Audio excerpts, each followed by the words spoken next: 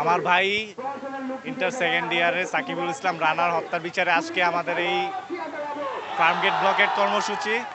আজকে 24তম দিনে কোনো বিচার পাওয়া যায়নি আমাদের এই হত্যার মেইন আসামি হলেন তরুণ আর সেলিম, ছাত্র দলের সভাপতি আর সেক্রেটারি। ছাত্রাবাসে কিছু স্টুডেন্ট মাদক সেবন করছিল, সে দেখে, তারপরে সে এর প্রতিবাদ করে।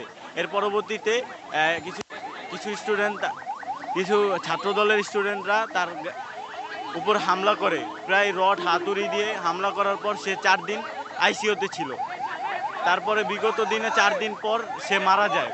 কিন্তু এই অত্যন্ত দুঃখের সাথে বলতে চাচ্ছি যে আমাদের সিসিটিভিতে সম্পূর্ণ ফুটেজ আছে যে কে এই হত্যাকাণ্ডের সাথে জড়িত। তারপরও আমাদের এই ভাইয়ের এখনও বিচার হয়নি। আজকে 25টা দিন হয়, তার এখনও কোনো পদক্ষেপ পুলিশ গ্রহণ করেনি। তারা বলতেছে যে আমরা এটা ডিবির কাছে হস্তান্তর করছি। তাহলে কি আমরা ধরে নিব যে এই বিচারের দাবি এটা কি পূরণ করতে পারছে না প্রশাসন কি ব্যর্থ? তাহলে স্বরাষ্ট্র উপদেষ্টা ও আইন উপদেষ্টা না আসা পর্যন্ত আমরা এই আন্দোলন চালানো থাকবে। গত ডিসেম্বরের 6ই ডিসেম্বর সাবিকুল হাসান রানা নামে ইন্টারমিডিয়েট সেকেন্ড ইয়ারের একজন তেজগাঁও কলেজের শিক্ষার্থী, যাকে পিটিয়ে হত্যা করা হয়েছে এরকমটাই অভিযোগ উঠেছিল। ঠিক তাকে পেটানোর 4 থেকে 5 দিন পরেই ডিসেম্বরের 10 তারিখে কিন্তু তার মৃত্যুর ঘটনাটি নিশ্চিত করেছেন মালিবাগে একটি প্রাইভেট বেসরকারি হাসপাতাল, প্রশান্তি হাসপাতাল থেকে ডক্টররা তাকে মৃত ঘোষণা করেছিলেন। এরপর থেকেই কিন্তু এই কলেজে, তেজগাঁও কলেজের যে শিক্ষার্থীরা রয়েছেন তারা কিন্তু একরকম ফুঁসে উঠেছে বিচারের দাবিতে, এবং তারা অভিযোগ করছেন তেজগাঁও কলেজের বাংলাদেশ জাতীয়তাবাদী ছাত্র দলের নেতৃত্বাধীন অরণ্য সেলিম বাহিনীর আক্রমণে কিন্তু তার মৃত্যুবরণ হয়েছে। কিছু কিছু শিক্ষার্থীদের তথ্য মতে আমরা যতটুকু জানতে পেরেছি, এখানে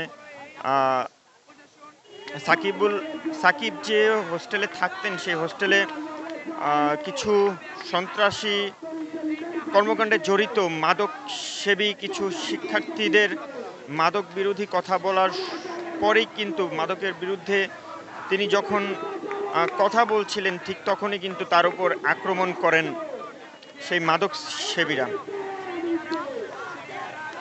আজ সকাল থেকে পূর্ব ঘোষণা অনুযায়ী কিন্তু তারা ফার্মগেট মোড় কিন্তু অবরোধ করেছে, এবং ফার্মগেট মোড়ের আশপাশের যে সড়কগুলো আছে সেই সড়কগুলো কিন্তু ইতিমধ্যে বন্ধ হয়ে আছে। এবং আপনারা জানেন এটি গুরুত্বপূর্ণ রাস্তা, যে ঢাকার প্রায় প্রাণকেন্দ্র বলা চলে, এবং এই জায়গাটির আশপাশে যতগুলো সড়ক রয়েছে সবগুলো সড়কে কিন্তু ব্যাপক যানজট আমরা দেখতে পেয়েছি।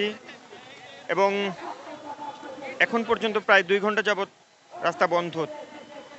ফার্মগেটের এই রাস্তাটি কিন্তু বিপুল পরিমাণ যানবাহন চলাচল করেন, এবং আজ কিন্তু একটু ভিন্ন চিত্র দেখছি। যা আন্দোলনের যে ফল, সেই ফলে কিন্তু এই রাস্তাটি পুরো খালি হয়ে আছে, এবং আশেপাশে প্রায় রাস্তার গাড়িগুলো কিন্তু বিকল্প সড়কগুলো ব্যবহার করছেন। এবং পাশাপাশি আমরা এখানে আইন শৃঙ্খলা বাহিনীর সদস্যদের উপস্থিতি দেখতে পেয়েছি। আইন শৃঙ্খলা বাহিনীর ঊর্ধ্বতন কর্মকর্তারা তাদেরকে কয়েকবার রাস্তার এক পাশ থেকে আন্দোলন চালিয়ে যাওয়ার কথা বলেছেন, তবে তারা কিন্তু বারবার বলছেন যে সিসিটিভি ফুটেজ দেখেও কেন আসামিদেরকে গ্রেফতার করতে পারেনি সেই বিষয়ে কিন্তু তাদের একটি ক্ষোভ রয়ে আছে।